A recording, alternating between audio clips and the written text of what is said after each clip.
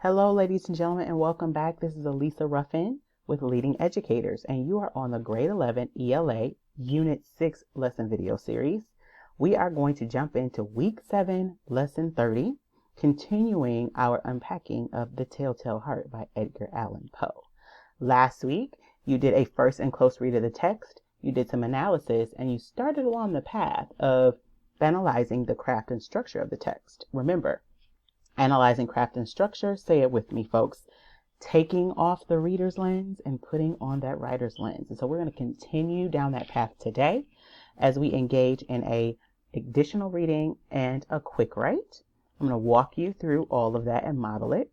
But before we go, let's make sure that you are aware of the fact that when you're done with these lesson activities, that you're sharing your learning with a family member, caregiver, or friend. You're completing the weekly fluency activity using a page from the text, and you're doing an additional 20 minutes of reading a day of a story of your choice. Let's also make sure that we handle the little business of the riddle of the day. So last week and the week prior, we did something called Rebus puzzles, where we decoded some visuals, right? We looked at pictures and we tried to figure out and decode what they meant. And I really hope you enjoyed that departure from our typical riddle of the day. And this week, we're going to do something a little bit different. So we're not going to do Rebus puzzles, but we are going to go back to words. But this time, instead of kind of these long elaborated riddles, what you're going to do is something called word association. So I'm going to present you with a list of 3 words, and it's going to be your task, your challenge, to figure out what word that's missing from the list actually combines them all. What is the link? What's the common denominator? So it's probably going to be easier seen than told, meaning it'll be easier once you're exposed to it once to figure out exactly what I mean here. So let's just jump in, gather everyone around who's typically involved in this, if they are, and if it's you that likes this individual challenge, let's get ready, clear that mind, and focus. Are you ready to go? All right. Here are our 3 words for today. Remember, you are trying to find the word that's missing that links the 3 together that they have in common. Cake, Swiss, cottage. Cake, Swiss, cottage. What word is missing from this list? Take a moment to think, discuss, debate. Don't Google. And this is the moment where you pause in case you want some additional time, because I'm going to reveal the answer. The missing link here is cheese. Cheese. Let's take a look. Cheesecake, Swiss cheese, cottage cheese. So the one thing that all 3 of these words are missing that they have in common is cheese, right? So really good. An exercise in inferences and drawing conclusions, making connections, the same types of skills you're going to need today as we wade into the deep waters of analyzing craft and structure. Let's make sure we have our materials though. You need the Telltale Heart text. You need your learning packet, Week 7, Lesson 30 note catcher, pen or pencil, and a mobile device is optional if you want to access the text digitally. Let's also refresh our memories about the background of this text. Remember, the author is Edgar Allan Poe, a renowned American short story author, very much immersed in Gothic literature. Remember, Gothic literature focuses on those dark horror aspects of the human condition, and Edgar Allan Poe was all about the psychological thriller. And so the essential questions for this week, as well as the guiding question for this text, definitely is in line with Poe's literature and his writing. What do stories reveal about the human condition? And then the guiding question, what sinister parts of the human condition does the Telltale Heart reveal? We started a little bit on this last week, and we will continue with this week as far as responding to those questions and how they help us understand the text at another level. Your learning targets for today: I can evaluate the thoughts, feelings, and actions of the characters in the story, and I can connect the plot and theme of the story to the essential question and the theme of the unit. As is our routine, you will engage in reading, thinking, talking, writing, and then a closing activity to wrap up your learning. Skimming through the Telltale Heart is your task for today. You're going to be thinking about, what does the narrator say in the first paragraph that may make the reader think that he is in fact insane? And then you're going to be talking with your family member, caregiver, or friend about what circumstances or character flaws often lead to a character's demise in a story.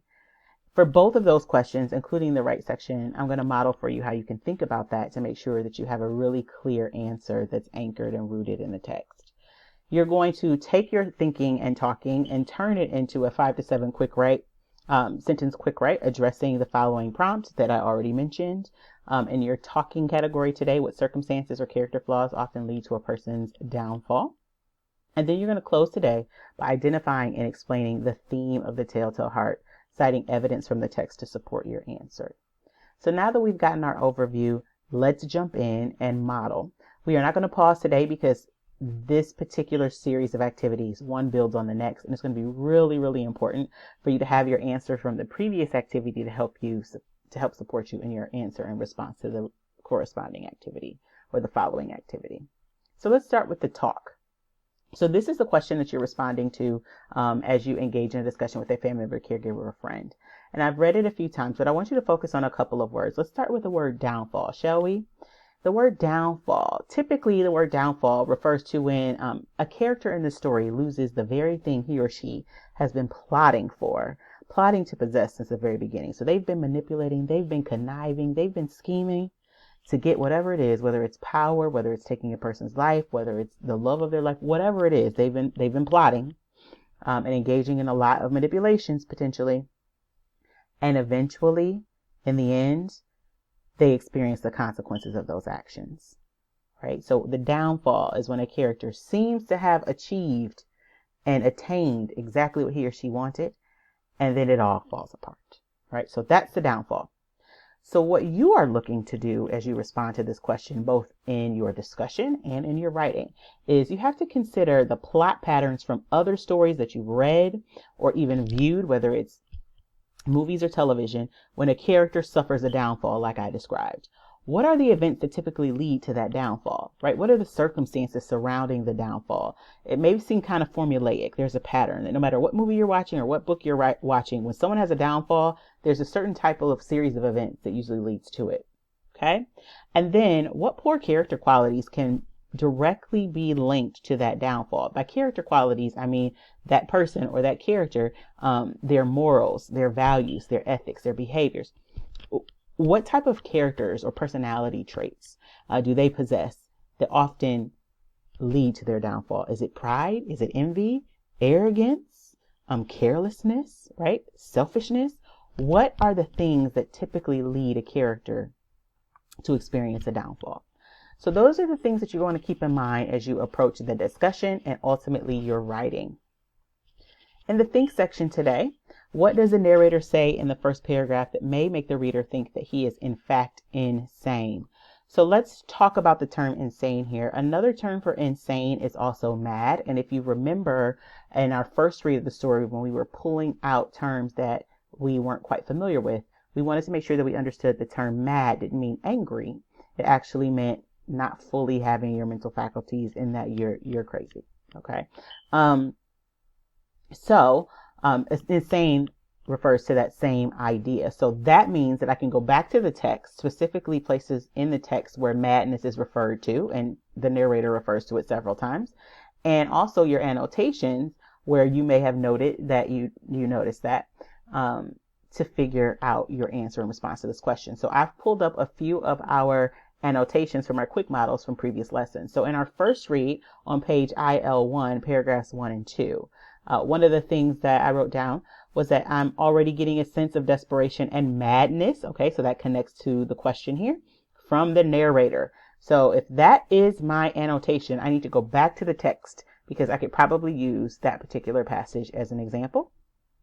And then from my close read, page IL4, paragraph 13, my annotation there, the narrator is still insisting that his actions do not imply his madness. Again, relevant to the question at hand, which is a clear indication that he actually is. So remember, these were my musings, these were my thoughts. And so looking at my annotations here and pulling them in is a very good place to start as I start thinking about this question. And now that I've thought about this question, I've already identified 2 places in the text for examples. I'm going to start writing. This is why we're not going to pause. I'm going to start writing now.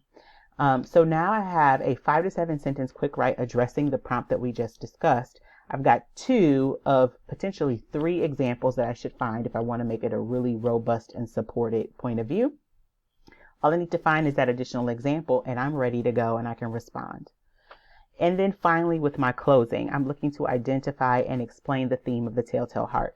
You have tackled themes several times for several different texts over the past few weeks here. Remember, the theme is the reoccurring message or idea in the story. And so you're going to do the same thing that you did when you had to identify the theme and then create a meme or an image quilt. Or any other type of clip art or some other theme summarizing activity that you've done in the past few weeks here. That same process in your thinking when you're trying to boil down or reduce an overall text to an impression, to a word, to a message, that is what you're going to do again. And so you're going to do that. One of the ways that you can do that too is by doing a quick brainstorming list of one-word responses or thoughts that come to mind as you finish the story, your overall impressions. And then based on that, see if there is an accurate reoccurring theme that exists in that brainstorm list. And then once you've selected that and you can find examples from the text to support your answer, now you have the makings of your closing activity. You've identified it, you found examples, and you're going to explain the example and the theme all together. So now it is your turn, ladies and gentlemen, to skim through the text again. Think about the question related to the narrator and his sanity. Talk to a family member, caregiver, or friend about the downfall of characters and what circumstances and character traits often lead to downfalls. You're going to provide a response in a 5 to 7 sentence quick write about the downfall of characters or character flaws that lead to downfalls using examples from the text. And then finally, you're going to close by identifying and explaining the theme of the Telltale Heart, citing specific evidence to support your point of view. So that is all of your activities for today. If you need an additional help, you make sure that you pause this video and replay it as many times as necessary. And if you get stuck, that you reach out to a teacher for some support using the information provided. Don't forget that when you're done and you're fully successful completing these activities, which I know you will be, that you share your learning with a family member, caregiver, or friend, that you complete the weekly fluency activity using a page from the text, and do an additional 20 minutes of reading a day from a text of your choice. And now it is up to you, ladies and gentlemen, to complete this task or these tasks. I know you are more than prepared to do it. Methodically, step by step, as I've modeled for you, take on each of these activities, and one activity and success in one activity will definitely lead to success in the next activity. So again, pause, replay if necessary, reach out for help. You're going to do great and look forward to seeing you next time.